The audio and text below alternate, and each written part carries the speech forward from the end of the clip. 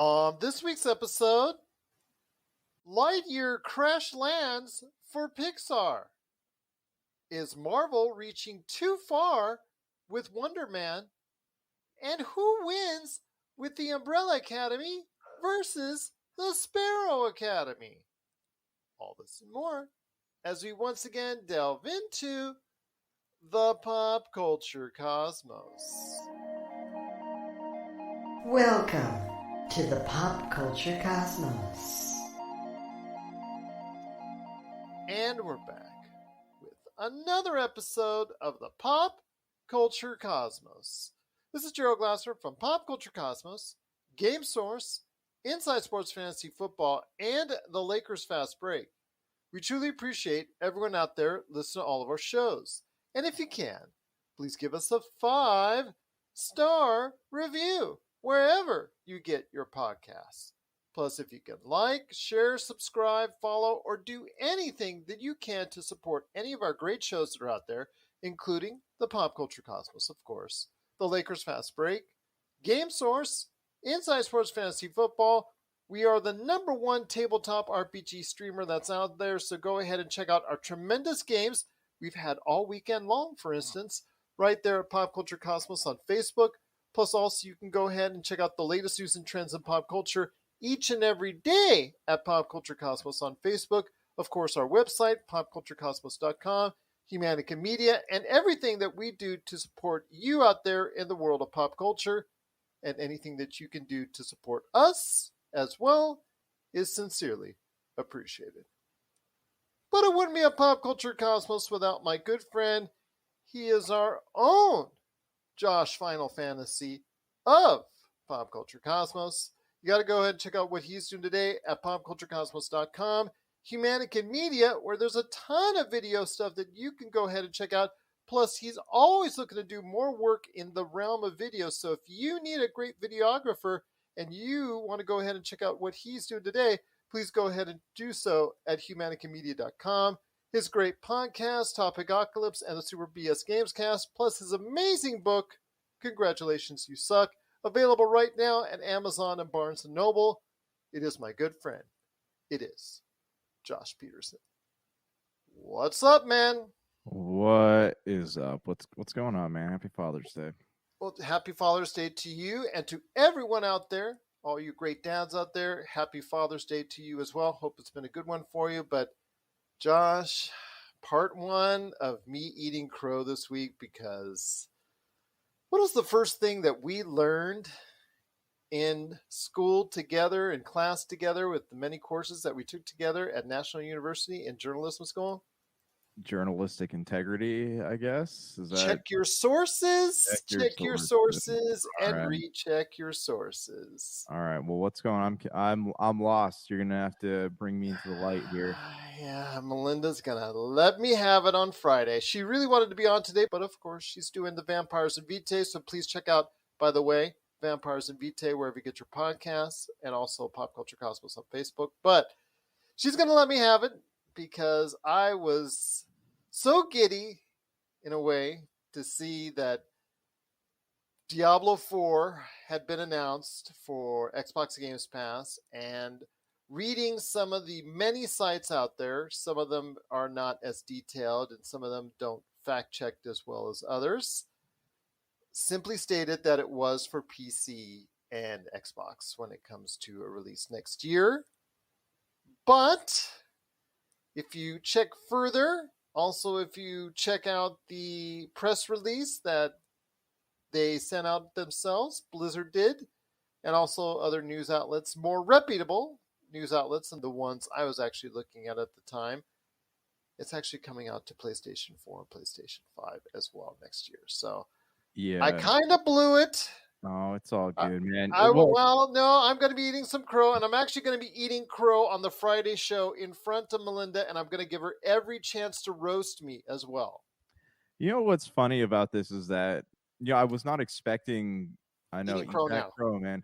I wasn't expecting though Xbox to have Blizzard Activision announcements during their conference. I wasn't expecting them to do that because the deal is not, from what I understand, the deal's not actually going to be finalized until next year sometime. Yeah, so absolutely. it just, and anything that they would have to, because the exclusivity is supposed to kick in when the deal kicks in. So anything that's in development right now is not going to be exclusive, as far as I know. So I don't Plus, know that, also as well, some of these IPs have certain contracted licenses that they yeah, actually already went in and, like because for instance, I'm sure Diablo, it's been in the development for a long time, so I'm not yeah, sure. and they already agreed to that with PlayStation a long Yeah, time ago on Diablo 4. So yeah, too late yeah. to back out now on that. Plus, like you said, it's not going to go through officially until next year. But Right. It's I don't know, just the that kind of thing kind of reminds me of like Starfield, right? Because there is exclusive to Xbox. So obviously there's something in the contract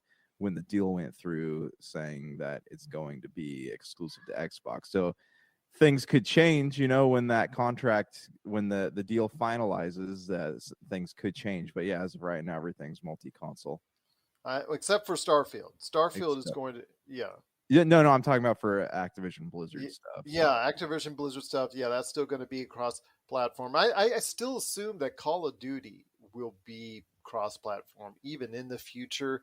I really don't think that one's going to be something that is going to stay and console exclusive. I think there's just too much money on the board for them, especially having the number one video game each and every year, seemingly for almost the past 15 years.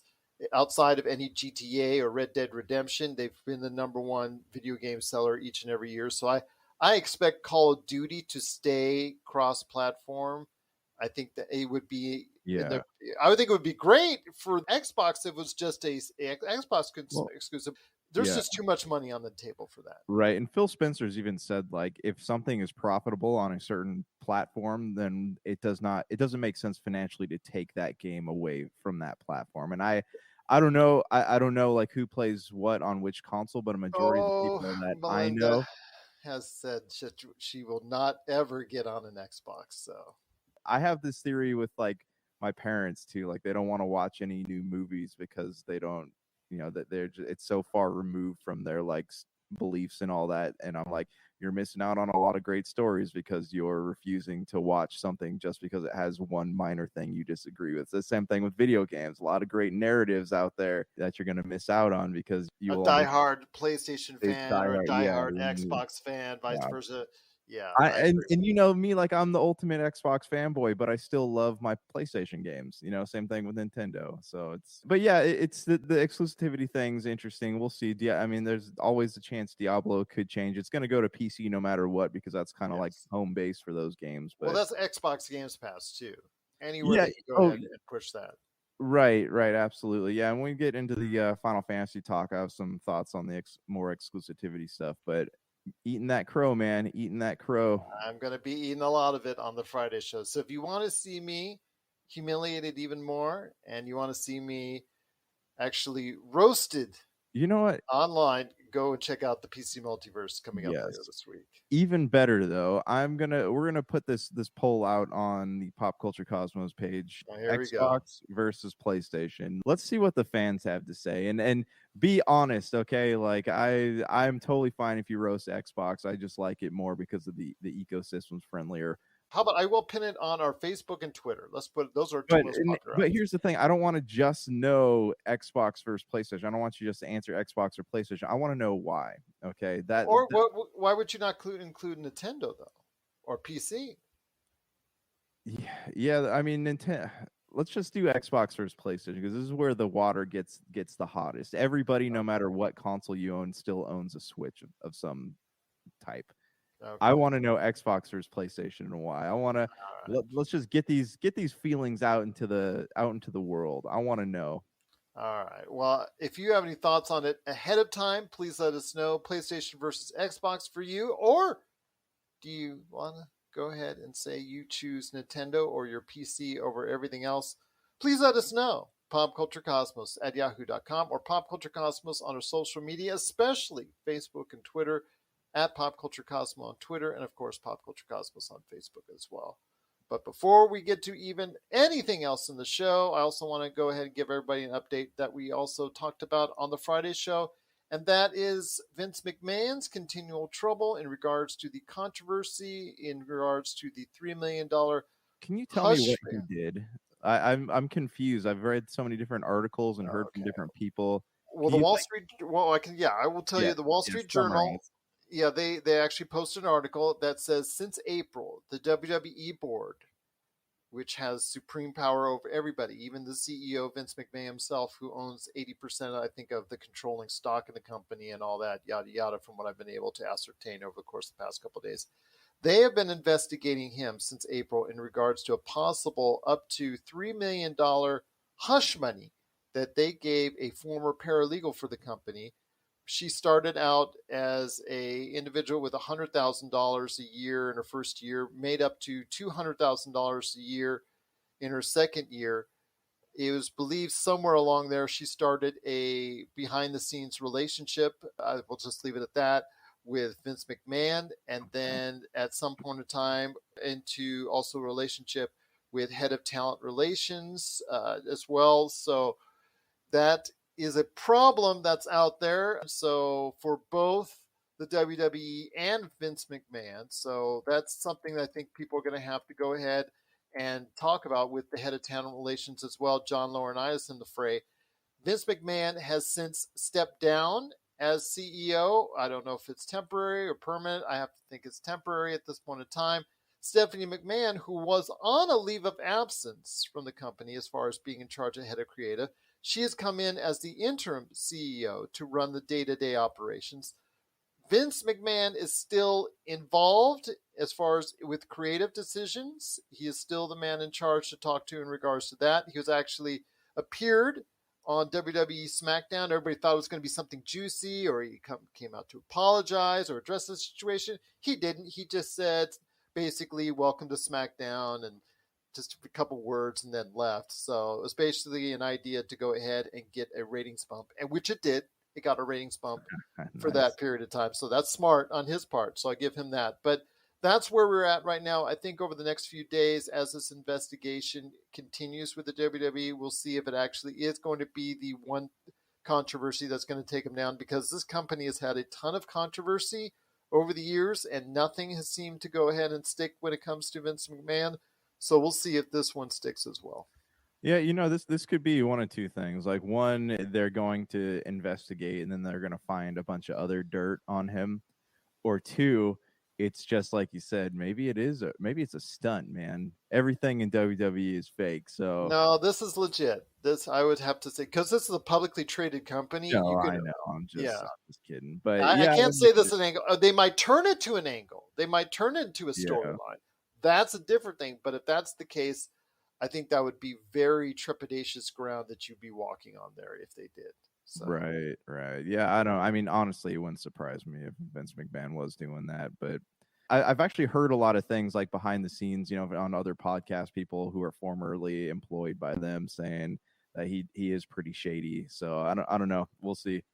No, we'll see indeed. But yes, he has done not everything on the up and up over the years. I've obviously to put him in the place that he's in the business and the company and the industry that he's in, which has always been an industry which has not done everything on the 100% up and up in this way it's treated its consumer base out there. This is not surprising to me at all in the least. Do you think that, I mean, and we can move on here in a minute, but do you think that just like the whole television movie lifestyle, you think they kind of set people up to become that, though, in a way? I think it's just like any industry that's out there. I mean, I've met people throughout the course of my life. In fact, I was manager in several different companies over the course of many years.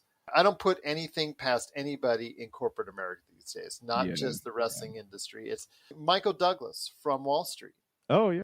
When he said greed is good. And, you saw everything that went and happened there. And if you've ever seen that movie, you understand that it parallels life, that greed gets to the best of us. And unfortunately, it can't do that. So, yeah, I think that at this point in time, I wouldn't put it just past, anybody with the WWE. I would just go ahead and say this is something that's a recipe, or entertainment as a whole. This is just a recipe that can happen in any industry or background. Right. Yeah. Because you hear about, I mean, you're right. It probably takes place all over the place. The entertainment industry just has the curse of being covered constantly by Exactly. the media. Exactly. But what are your thoughts out there on the latest controversy at the WWE with Vince McMahon? Do you think this is finally the end of Vince McMahon and him controlling the WWE? Please let us know. popculturecosmos@yahoo.com. When we come back, we're going to be talking about a ton of things, including Lightyear, Umbrella Academy. Going to remind you of the Steam Summer Sale coming up this week and an even better deal from Amazon.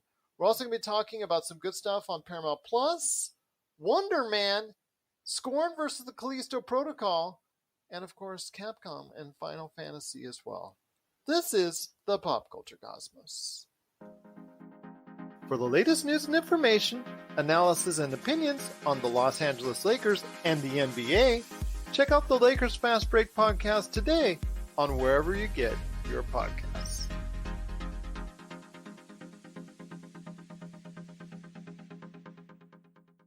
And we're back with the Pop Culture Cosmos. It's Mr. Josh Culture Cosmos, a.k.a. Josh Pederson, along with me, Gerald Glassford. Thank you so much for watching and listening. And big shout out to all of our radio stations that are out there. Please go ahead and check them out and support them as best you can. And once again, a happy Father's Day to everyone out there as well. Before we hit the mid-card break, my friend, I wanted to go ahead and run down a couple things that's going on. And the major thing that's going on in the news is the disappointing results and returns for the front weekend for Lightyear. Pixar's Lightyear, Disney Pixar's Lightyear underperformed quite a bit because people were looking at a $70 to $80 million upfront with about $130 million worldwide in its first weekend. Unfortunately, it did not even come close to that. It actually did not even finish number one at the box office. The Dinosaurs for Jurassic World Dominion actually finished number one here domestically and number one worldwide. With the sad part, I think that it fell to 3 worldwide. Number 3, Lightyear did worldwide with only an $86 million return because Top Gun Maverick is still surprising audiences as it hits $900 million in the not too distant future, and it looks like it's going to go over $1 billion with plenty of room to spare.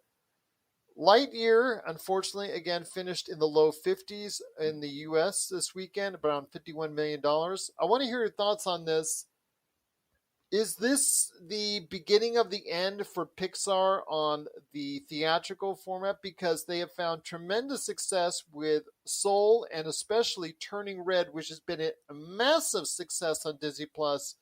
Could this now be a precursor with the disappointing returns for Lightyear now that Pixar movies will now go straight to Disney+? I think it's circumstantial. You know, you're looking at. Let me pose a question to you real quick. Okay. If you had not seen Top Gun, you haven't seen Jurassic Park, and your family was like, "Hey, it's Father's Day weekend. Let's go to the movies." You get to choose Top Gun, Jurassic Park, or Lightyear. What would be your choice? Well, I think at this point, if I hadn't seen all three, I'd probably say Top Gun because it seems to be the one still captivating the most interest seemingly out there because of the fact it fell just behind, even though it's several weeks old now, it fell just behind Lightyear domestically and worldwide. I think it still snuck out number 2 ahead of Lightyear. So it's still earning a ton of cash around. So that word of mouth has been tremendous for it. Jurassic World Dominion did drop substantially, but not substantially enough. So there is some good word like yours out there, which I mentioned on the Friday show. You had a good review of it. Despite what the critics have been talking about, it's still held enough and is still doing pretty good itself. Yeah. Okay. But looking at like critical thoughts aside, like they're releasing a kids movie on Father's Day weekend. Like, I don't know what the thinking behind that was. Like, if you want to set a movie up, it's like releasing a movie on the same day as an Avengers movie. You know, like if you want to set something up to fail, this was the perfect way to do it. You know, like it's just, I don't know what's going on at Pixar. Like, I haven't watched Buzz Lightyear. All I've seen on Buzz Lightyear is like everyone talking about the controversial stuff in Lightyear. I haven't really dug into any of that stuff, but like, if someone were to ask me, what do you want to go see, Top Gun, Jurassic Park, or Lightyear, I would tell you Jurassic Park or Top Gun. You know, I would not go to see. This is not a movie this is not a weekend where dads are taking their kids to see movies. This is a weekend where families or kids are taking their fathers to see movies. It's just, I don't know. What do you think? I mean, do you think that this is that I'm off here, or what are your thoughts? No, that's actually a very good perception that because Father's Day, hey dad, you pick the movie that we go check out. And like you said, now you got the dinosaurs still out there and you've got Top Gun Maverick that's still out there as well. Both very prevalent out there. And what is interesting to me is that the inference I got was that the studio was kind of disappointed in Turning Red not becoming a theatrical release. But it all And worked. It worked out well right. because it did such massive numbers on Disney Mhm. Plus. Yeah, But and they're and they were ecstatic that at least Lightyear was going to be going to this format, but they have to be disappointed with the initial returns. yeah, and here this is a big thing too, is that because of Disney Plus, you're taking away a lot of interest in parents taking their kids to see movies like this in theater. Like, I wouldn't be surprised if it's not just a Toy Story property, but if they tried to do some kind of, like, I don't know, Little Mermaid or Beauty and the Beast spin-off in a Pixar format, I think that we would see similar results because parents are just like, well, let's just wait till it comes to Disney Plus to watch Well, it, you see that I think, with Doctor Strange and the Multiverse of Madness, because the fact Mhm. that as Disney Plus gets larger with its consumer base, you're going Yeah. to see more things like this because this was a movie that was expected to do over $1 billion. It will probably not reach that $1 billion mark. If it Oh, for does, it's sure. just going to eke over it. It's over 900, but Yeah. still, it was expected to do, I think, a little bit more than that. But I think a lot of people out there are waiting for it. And guess what? It comes out this week to Disney Plus, so they didn't have to wait that long for it to come out to Disney Plus. Yeah. And if that's the case, I think with Lightyear, they're going to say, okay, it's going to come out in July. I'll just go Mhm. ahead and check it out then. Yeah, and if you look at it, like, Top Gun and Jurassic Park are both, like, iconic pop culture properties. The studio heads and the people in charge of the movie have been very vocal about saying, "Hey, these are not going to be hitting streaming platforms for a Yeah, they're long not going to time." hit Peacock and Paramount Plus anytime soon. So, Yeah, and so I think that's the big difference here is Disney has this massive platform where they're putting things out. I think it was like it's a like a 6 week window, six week window, yeah, 6 week turnaround. So parents, like, why, like, or I want 7 week in this case. yeah. So I mean, I don't think it really matters that it's like a Toy Story property or whatever property it might be. Parents are going to look at it and say, oh, well, it's just going to be on Disney Plus here soon anyways. What do we pay this $8 a month for if we're not going to use it? So Well, you remember earlier this century where movies would be out and you could always say, okay, well, I'm going to catch it on DVD or videotape. And you would have to go ahead and say to yourself, okay, if I do that, it's going to be 6 to 9 months. mhm. So if that's the case, I have to give myself 6 to 9 months. For Top Gun and possibly as well Jurassic World Dominion, it is going to be maybe not 6 to 9 months, but it's still going to be a little bit of wait before you see it on those platforms. Oh, for sure. People with Disney Plus and also as well with HBO Max, you're seeing those quick turnarounds like The Secrets of Dumbledore, which I actually caught the Did other you day. say, was that on purpose or was that a That was Freudian on slip? purpose. Yes, after Okay, the all Book of right. Slow Buffet, I know you saw it, you liked it. I thought it was okay. It was just slow. It was, It was when I slow. say it was You cannot okay, tell. I'm comparing it to the last Oh one yeah, that in was terms of, horrible. like, Yes, yeah, being that was okay. horrible. So But yeah, compared this to the was last okay. one, it was This not. was It okay. was. I was. It was entertaining. It The wasn't Secrets like, of Dumbledore, but it yeah. was slow I didn't paced. You fall can asleep. Right. I fell asleep in the last one, but this one I was like semi awake for, so it was good. okay, but you got to admit this one was slow. So It was. It's not Harry Potter by any stretch of the no, imagination. I no, think that's they for keep sure. trying to capture that magic. It's just not Yeah, happening. no, The Secrets of Dumbledore, indeed. But it was okay, but just slow. But I will say that when it comes to Lightyear, I think a lot of people are pointing to Disney Plus, and I don't think that's a wrong perception that No. Disney Plus and its success is going to be the cause of more than one movie from Disney being released, with the understanding, hey, I can just go ahead and check it out in a few weeks and I know it's going to be there. So that's pretty much what's going to come down to it. But it is Lightyear. It did have a disappointing performance, but let us know if you've actually seen the movie, your thoughts on it. It's getting mediocre reviews. It's still on Rotten Tomatoes, got it right around 80% approval rating there. It's not got a high Metacritic, but still, Seemingly, the word of mouth is that it's got a okay A- coming out of there as far as the audience box score is concerned. But please let us know what your thoughts on Lightyear are. Popculturecosmos at yahoo.com.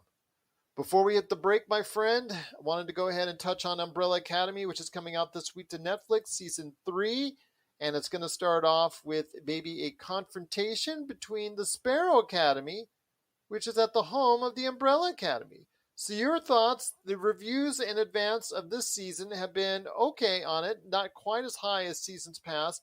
I know we always like to equate the Doom Patrol, of course, The Boys, which is going on right now with another solid season in the books. I really am enjoying it.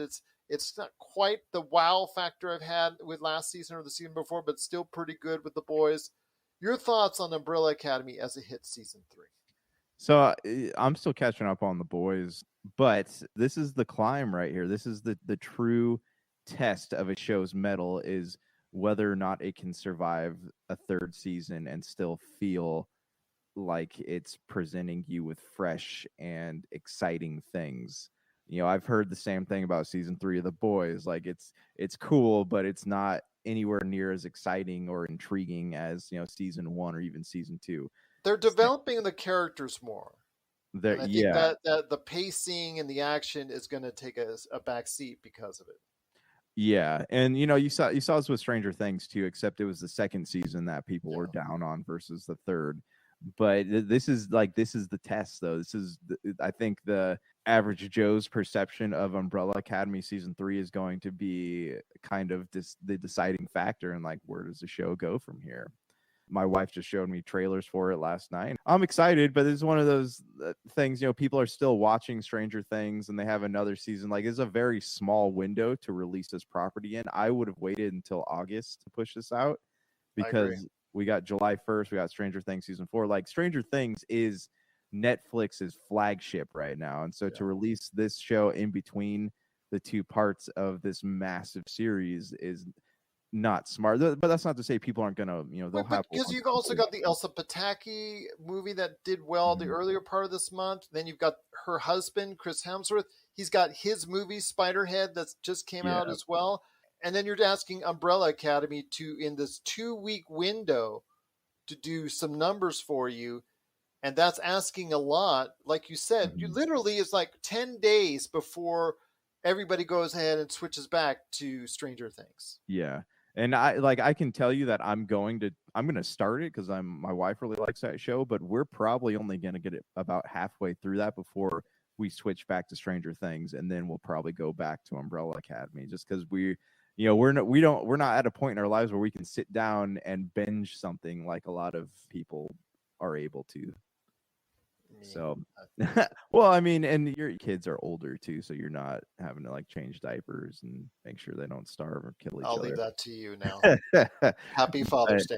Yeah, thank you. No, anyways, but yeah, I'm excited to watch. The trailers do have a lot of intrigue, and I remember sitting there in the end of the last season and be like, "What the heck, man?" And then, you know, that was like almost a year and a half, 2 years ago. Yeah, but I love the way that they end their seasons, though. Both times they come out with a shocker. Gerard Way, man. Like, you know, we always talk about these actors having these renaissances in their career. Like Gerard Way, like, look at, he's doing Umbrella Academy. He's working on something else. I forget the name of it. Oh, he has a Danger Days adaptation coming out, and then My Chemical Romance is doing another album. Like, he's coming back in a big way, and you know, it'll be interesting to see, with all these projects in the air, if he's going to be able to keep this momentum and keep his content as fresh and exciting as it has always been. Well, we'll certainly see what's coming up for those in the Umbrella Academy as season 3 hits this week at Netflix. Are you a fan of Umbrella Academy, and are you going to catch season 3 coming this week on Netflix? Please let us know. PopCultureCosmos at yahoo.com, plus also anywhere you get your social media, right there at the Pop Culture Cosmos. Coming up after the break, we're going to be talking some Wonder Man. We're also going to be talking about Scorn versus the Callisto Protocol, some Capcom and Final Fantasy. Steam has a summer sale going on, and of course, some stuff that you should check out on Paramount Plus. That's coming up after the break. This is the Pop Culture Cosmos. And if you're ready to talk toys, I haven't stopped talking toys. Let's get to it. it's the Jay and Rob Toy Show, and we're back for season 2 for 10 more episodes of toy talking goodness. And this time we talk Marvel figures, we talk DC figures, holy grails, play sets, what if scenarios, and so much more. But we're not alone. We've brought a few friends with us this time. All that and of course our action figure spotlight. So check out the Jay and Rob Toy Show season 2, exclusively on Jinx Esports TV Canada. My friend, so much to talk about on the back half of the program. Thank you so much for watching and listening. Wanted to go ahead and give everybody a reminder once again, like I did on Friday, the Steam Summer Sale. It's coming out this week. If you're a PC gamer, this is the time to open up that wallet and start spending some cash, because there's some good deals. I know they're going to come along the way for a lot of major games. Maybe even some, Elden Ring action there. We don't know for sure, but everybody seems to be hoping Also, that. Elden Ring's on sale at Target right now for about $40. Oh, there you go. There you go indeed. So hopefully you'll see some good sales on some great games coming up here for PC lovers out there on the Steam Summer Sale. I did want to mention again, speaking of Prime Day, Amazon is advancing that a little bit by going ahead and trying to beat Steam at their own game with some free games, including Mass Effect, the Legendary Edition. That is going to be available for free this week for PC owners on Amazon. So go ahead and check that out. Plus, Grid Legends, a few Star Wars games, and 30 games in total, starting on the 21st, will be available for free. I think they're going to do it little by little by little. They're going to spread them out after in a period of time. So they're going to go ahead and spread that out to you. But 30 games will be available for free off of Amazon Prime for Amazon Prime holders out there for their Steam PC games as well. So check that out. Wanted to go ahead and mention, speaking of games, Scorn versus the Callisto Protocol. Both of these games were recently announced and also showcased off at the Xbox Showcase for one and the PlayStation State of Play for the other, plus also Jeff Keighley's Summer Showcase as well, or Summer Game Fest, I should call it. They all have these fancy names. But I wanted to go ahead and talk to you about, as a man who loves his Dead Space, the original creepy space horror game that I think has just captivated people throughout the years. I know they're going to be redoing some love to it once again, so EA will be doing something in the Dead Space vibes in the not too distant future. But until then, we have not one but two games coming out later this year, I believe in October for one and December for the other, in Scorn and the Callisto Protocol. Your thoughts on which one you like more, which one you think will do better? My money, I think, right now is on the Callisto Protocol. I really like that one a little bit more. Yeah, definitely. Yeah, and speaking of the Dead Space remake, like all three of these games are coming out within 4 months of each other, because the Dead Space remake, I think, is February or March. But looking at Callisto Protocol, if you looking at this, like, it's hard to believe that this was originally set in the PUBG universe. But then they're like, oh, this is so far removed from what's going on in PUBG, and PUBG's kind of failing right now. So that is probably a smart idea to kind of like tear it away from that a little bit. Yeah. Looking at it though, like, I think we're peddling two different types of fears with these games. Like, I think Callisto Protocol, much like Dead Space, is more of like a visceral type of fear, like you're constantly looking around at what's going to pop out at you, whereas Scorn is going to be more of like a it's almost like a do-it-yourself own adventure with Scorn, but it's right. A lot of horror, a lot of blood. Yeah, not very much as far as storytelling. They're going for the shock factor type of fear. It's like the difference between like a paranormal horror movie versus just like a stab 'em up type film, I'm intrigued by Scorn, and I probably will play it once it hits Games Pass. But of course, if you're gonna ask me like what game, if I were going to buy either of those games and I didn't have access to Games Pass, and you're gonna ask me like what game I would choose, definitely Callisto Protocol, because it looks like it not only has like cool gameplay, like the Dead Space style gameplay, but it has an intriguing story. Whereas Scorn is like, oh, there's an arm popping out of a wall. There's an arm with legs. There's a leg with a face. And, it's body horror at its finest. I just think that because it's going to tell a better narrative, I think because they've all out and out said at Scorn, they're not going to try and give you, there's not dialogue. with Scorn. It's just basically a lot of visual intake that you're going to be doing, and of course the shock and horror, the shock and awe is what you're going to be going there for when it It concerns reminds me of Scorn. Doom a little bit. Like Yeah. it's all just like, let's here's some But cool they've weapons. been clear to say it's not a shooter. It's a first-person adventure, Is it? but it's not a shooter. Oh, that's kind of like the Medium, where you're kind of like just walking around. You remember that game, The Medium? That's a game. Yeah. It was on Games Pass not too long ago. You're just kind of like walking around and hiding from things. They said there's elements of a shooter, but they said specifically that they don't want it called a shooter. So Interesting. yeah. Okay. So it's kind of weird there where it's going to lie, and if it's going to capture the general audience out there and gamers out there. When it comes to the Callisto Protocol, that is going to be, like you said, have more of those Dead Space vibes and tell more of a straightforward story and a narrative, which I think more people might gravitate to. So, but that's, again, a lot of it's going to be based off of word of mouth and value for your money. How long is the gameplay and the adventure? We'll go ahead and check all that out and probably report on it as the year ends when both these games has come out. Like I said, one in October, one in December. So we'll see what happens there. But it is the Callisto Protocol versus Scorn. Your thoughts on which one you're going to be targeting first? Are you going to be playing both? Or are you just staying away in horror from these horror games? Please let us know. PopCultureCosmos at yahoo.com or PopCultureCosmos on your social media as well. Well, still before the break, let's go ahead and talk about Wonder Man, because Wonder Man, an obscure Marvel hero, and that's something I think people are going to have to go ahead and come to reality to, is that as the Marvel Cinematic Universe expands and continues, they're going to have to try and create more ideas or grab more ideas from the past, and so more and more obscure characters from Marvel's past are going to be brought out to life.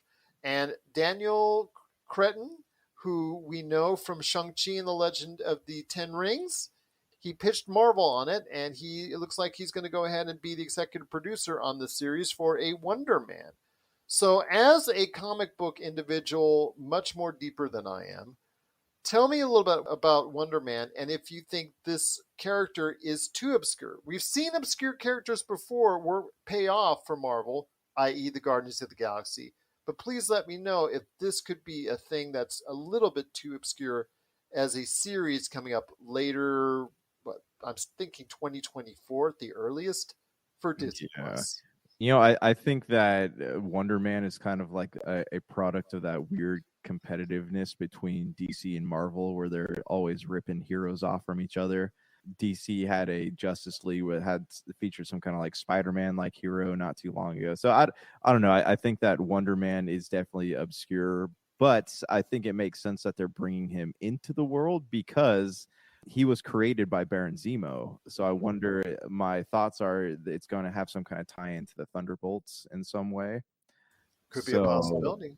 Yeah. So, I mean, that's the only thing that really makes sense to me, unless they're trying to capture some kind of like echo of the Flash, like trying to create their own version of that keeps people going back like they do to the CW season after season. But I don't see that being the case. I see this more of being like a tie-in to the Thunderbolts movie coming out because, it's a series like this, because its origins revolve so strongly around Baron Zemo. I definitely see this being some kind of tie-in to what they're doing next with that character.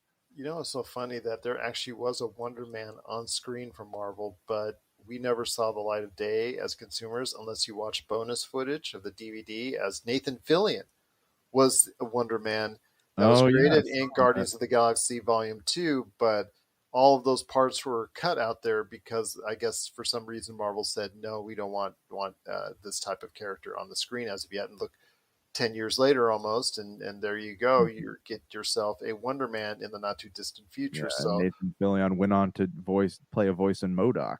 Yeah, so absolutely. And he's done DC with the Suicide Squad. So with the MDK, I think the guy with the detachable arms and all that from the Suicide Squad. So yes, Nathan Fillion's gone on to do some great things. But it is Wonder Man. I'm curious to see how he's going to incorporate himself into the Marvel Cinematic Universe, who they will finally get to play Wonder Man. But the guy behind Shang-Chi and the Legend of Ten Rings, Destin Daniel Cretton, and Andrew Guest are the guys behind Wonder Man. So what are your thoughts out there on the Wonder Man?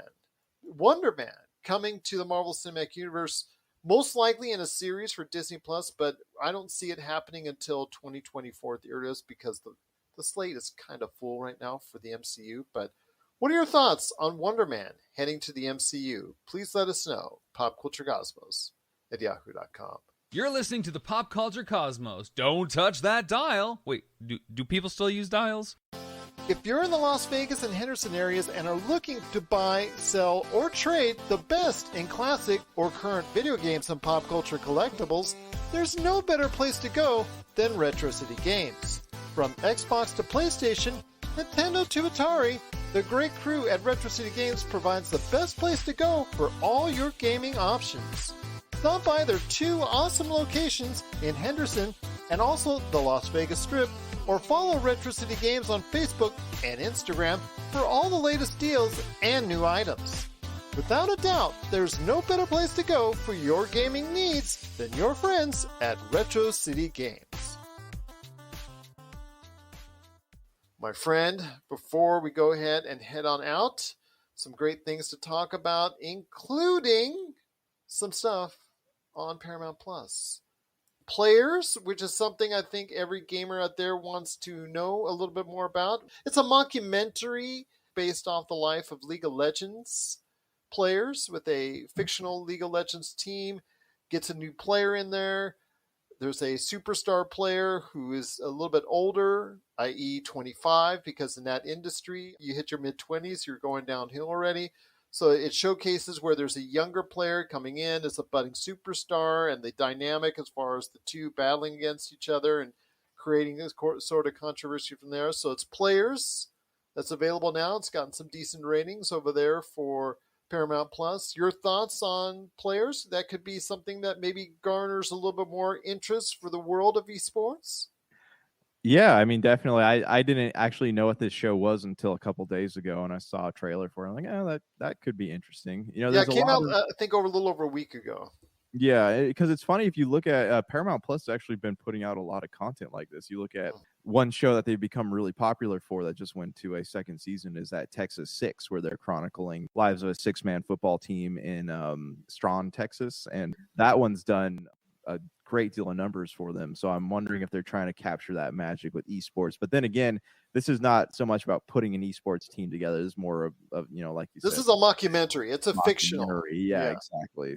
Mm-hmm. We'll see if the gaming community at large actually goes ahead and turns on Paramount Plus to watch Players Season 1.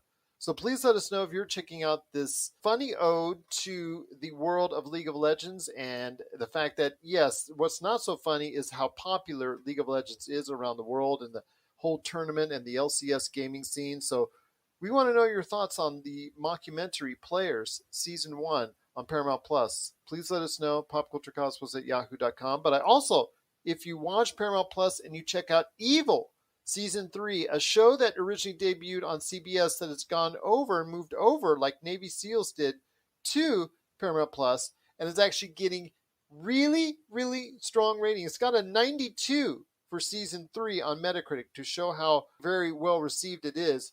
Your thoughts on Evil, this battling against the forces of evil each and every week. So this is a show that's gone under the radar even when it was on CBS and now it's on Paramount Plus. The reason why it's getting a lot of news is because, again, it has scored really high with the critics this time around for Season 3. Your thoughts on Evil for Paramount Plus? This is one of those, kind of reminds me a little bit of, I don't know, didn't they try to make an Exorcist TV show at one point? Something like that. Yeah, this goes down that realm.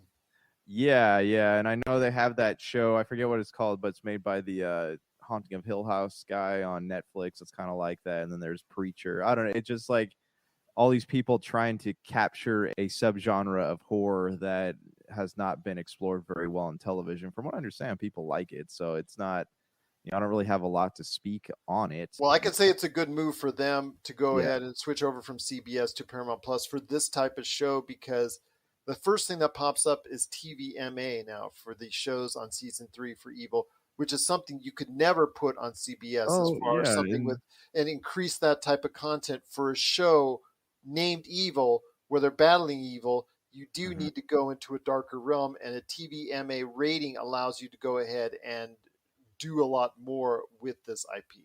This is something we're probably going to see a lot more of too. I mean, you saw this with Lucifer too, like they're able to do things they couldn't do on TV. But yeah, I'm sure we're going to see more and more of this. So as time goes on and the streaming platforms grow, we're going to see more companies picking up broadcast television shows that have been canceled and giving them new life and expanding on stories in ways they never could before. Because television, you're limited by what? It's the FCA, right? I think the FCC that dictates what you can and can't put on television and radio.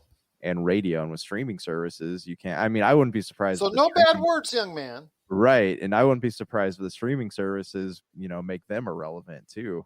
We love you, FCC. Just say that. Just saying that. So be nice to us.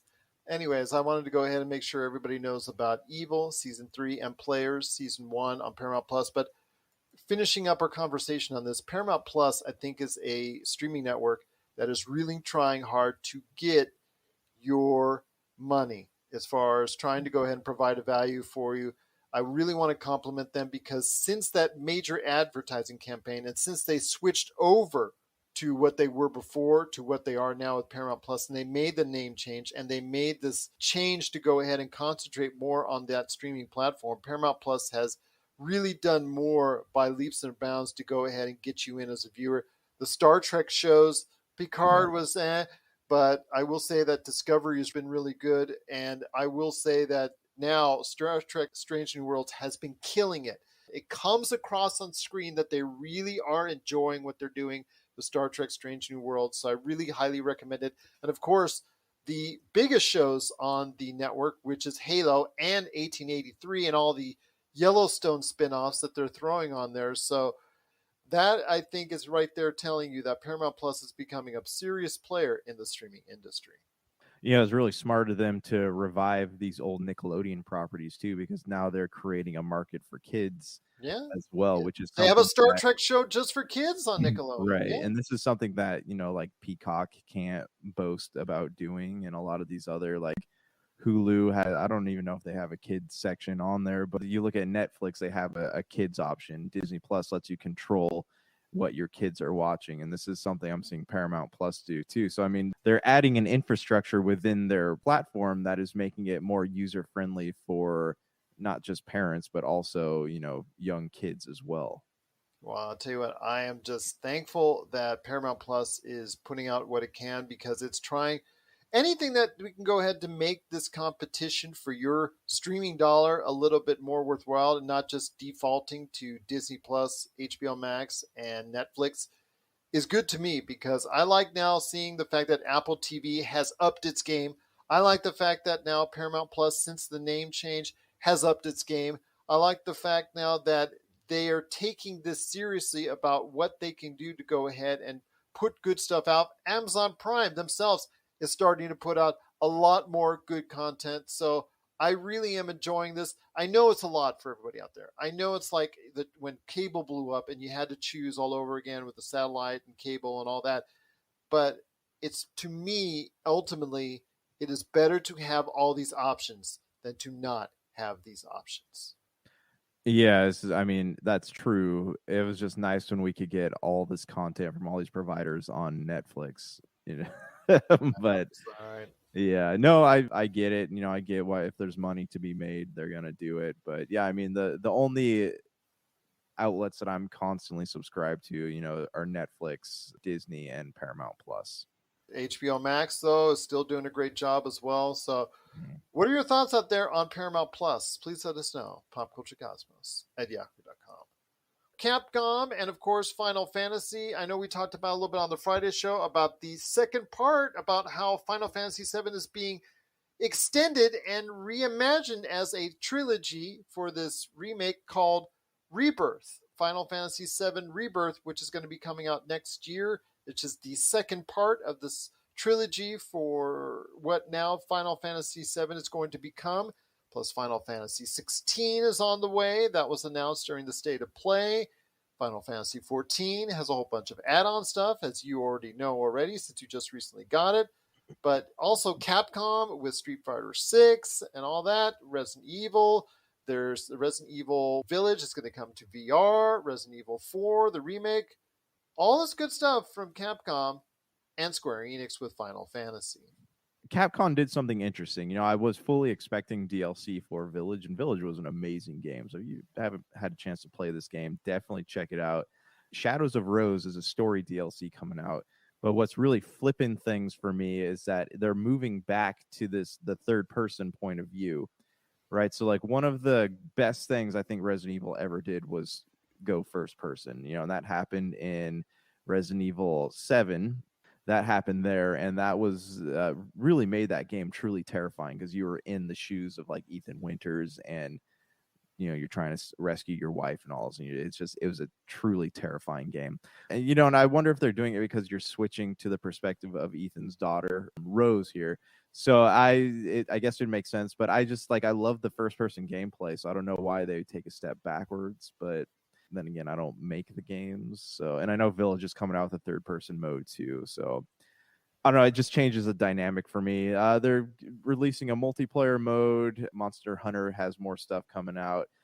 Street Fighter is the one I kind of want to talk about, though. It's looking like there's an open world mode in Street Fighter 6. Like, am I off in my assumptions of this? Well, I don't know if it's an open world per se yet, fully Well, reimagined, fully realized, but I think that at some point in time, I think that a fighting game is going to have to go ahead and do that. It's going to have to go into an open world type scenario where you could just go and pick fights with random people like that out there in the world of whatever game that you're in. But yeah, I think that's ultimately what's going to happen. I think there are going to be some open world-ish elements with Street Fighter 6 just to expand this game even more. But I'm hoping that it will actually go ahead and expand it even more than I'm doing. But I don't think it will be full-on open world. You can just go out of it. Just a minimal open world at the least, you know, because they're showing you're able to kind of walk around the city a little bit and go from fight to fight. And, you know, it kind of reminds me a little bit of the Yakuza games. Yeah, but those were good games. Those are great games. But looking at this, like, you know, because they have Forza, right? I would say Forza Horizon has rejuvenated the racing genre game, the racing sims, or whatever you want to call them. Looking at this, like, this could be the next evolution in fighting games because this is something that's never been done before, and it's super interesting. You know, I was telling Brian Wegner from Super BS, I was like, hey, this could be what gets me back into Street Fighter. Where Square Enix and Final Fantasy, what are your thoughts on going on there? Okay, so Crisis Core Final Fantasy VII Reunion. Absolutely excited about this game. I loved Crisis Core on PSP, and this always irritated me because there's no way to play this game right now unless you have a PSP. You know, they've re-released these old games on like Switch and Xbox. You know, you can play the mainline games, but you can never play Crisis Core.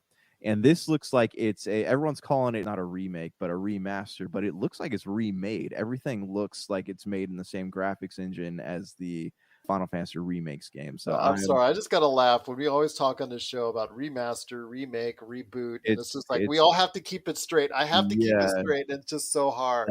All the terms, lining up. So I'm really excited. And if we have a hard time, just talk about the general public at large, how they perceive it. Exactly.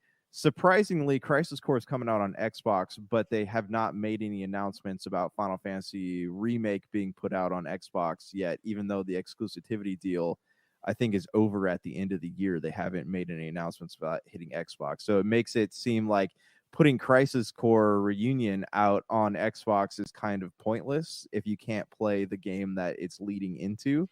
That doesn't make any sense to me. So everyone was expecting, you know, we got it released on Steam, but everyone's expecting it to hit Xbox consoles, but it doesn't seem like they're planning on doing that anytime soon.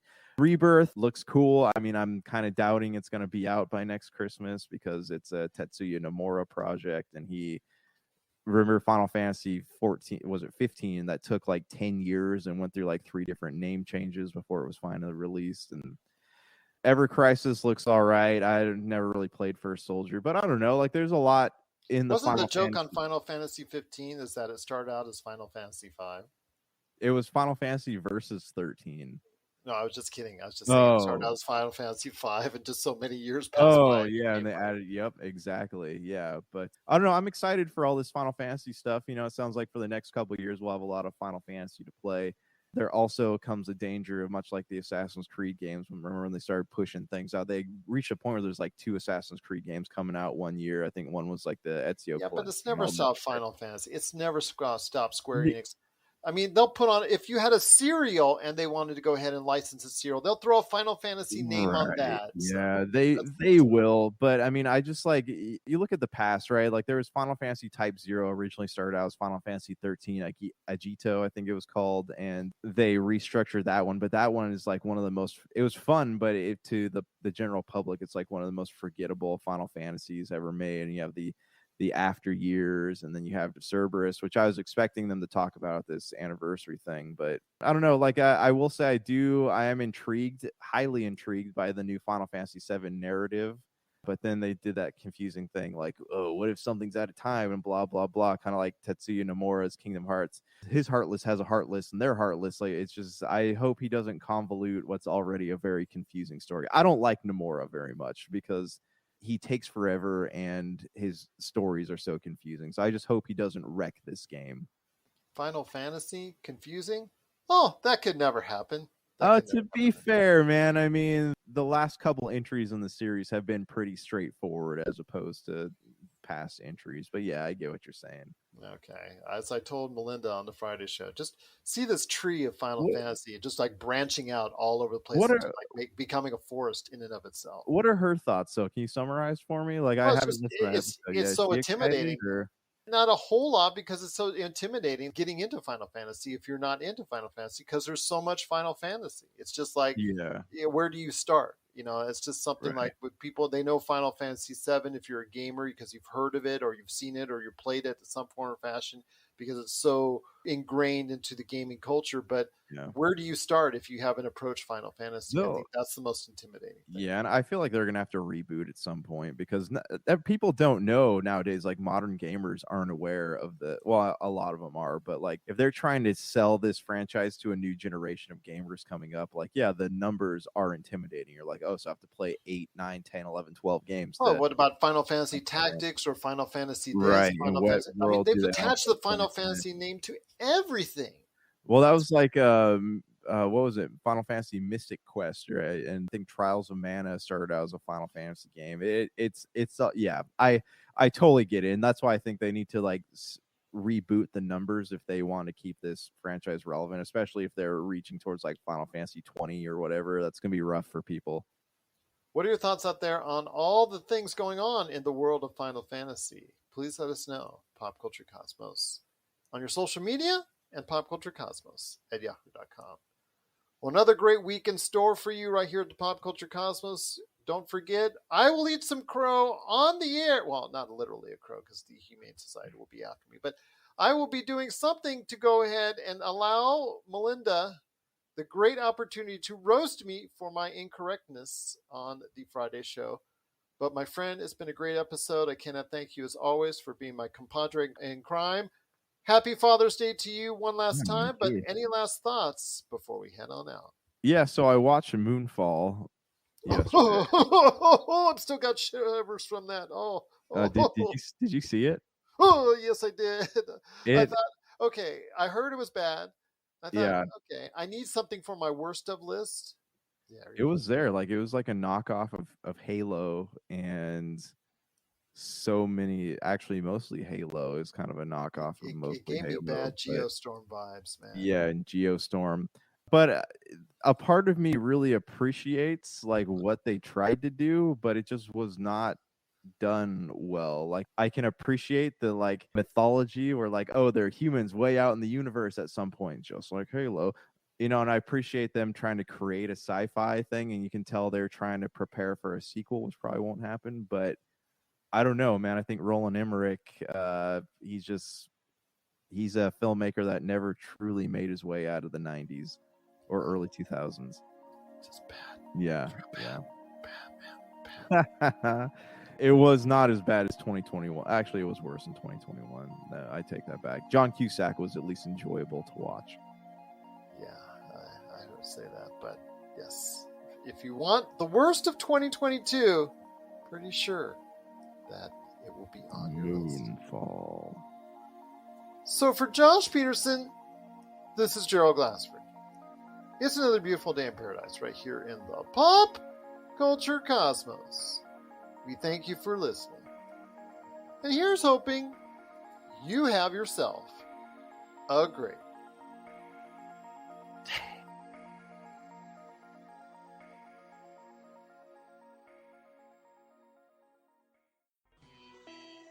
You're listening to a Weeby Geeks Network podcast.